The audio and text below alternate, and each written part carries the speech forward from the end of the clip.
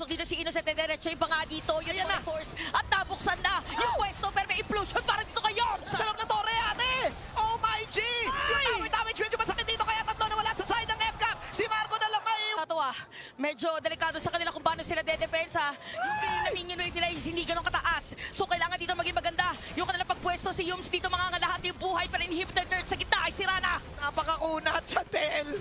Napakakunat! Nasa na yung damage output? Baynabanata na si Pew! Ginagawa na ni Pew lahat! Pero tinayuan lang siya!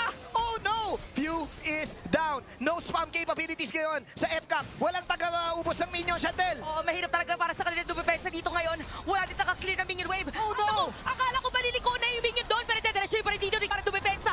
Meron namang minion wave doon sa taas.